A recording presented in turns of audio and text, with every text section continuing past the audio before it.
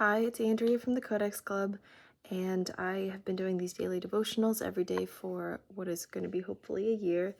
If you've been following along, hi, it's nice to have you. Welcome back. And if you haven't, please like and subscribe so you don't miss any updates. I just had a root canal this morning, so if I'm talking sort of slower or slurring, I can't really feel anything on this side of my face, so just bear with me. Yeah, it's just an odd, fuzzy feeling. So, all right. March 27th, the verse is from Romans. It's 8:18. I do not count the sufferings of our present life worthy of mention when compared to the glory that is to be revealed and bestowed upon us. Today's passage is so dramatic. It's so pretty and nice. Okay. A remarkable incident occurred recently at a wedding in England. And I think I personally really like this because my brother's going to be married there.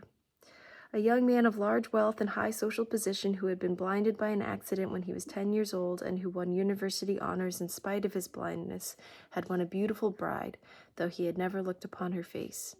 A little while before his marriage, he submitted to a course of treatment by experts, and the climax came on the day of the wedding. The day came, and the presents and guests. There were present cabinet ministers and generals and bishops and learned men and women. The bridegroom, dressed for the wedding, his eyes still shrouded in linen, drove to the church with his father, and the famous oculist met them in the vestry. The bride entered the church on the arm of her white-haired father.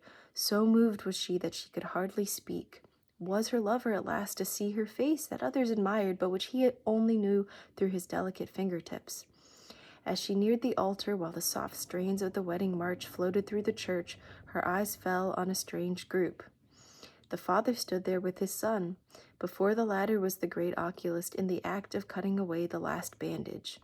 The bridegroom took a step forward with the spasmodic uncertainty of one who cannot believe that he is awake.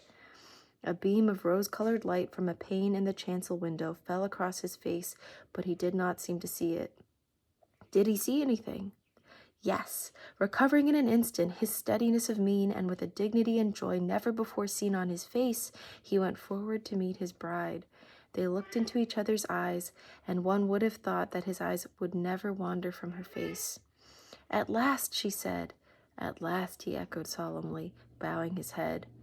That was a scene of great dramatic power and no doubt of great joy, and is but a mere suggestion of what will actually take place in heaven when the Christian who has been walking through this world of trial and sorrow shall see him face to face.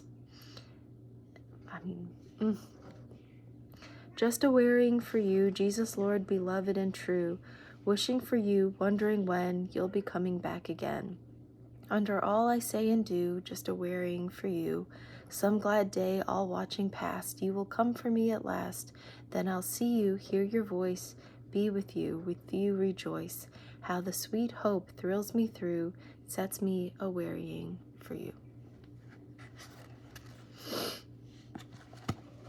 Yeah, so again, I really, I love the visual. It is very dramatic. This idea of like truly seeing, and it's about to be wedding season, and just the idea of a groom finally seeing his bride, I think is really similar to the passage in Revelations of when the earth prepared like a bride to meet her groom.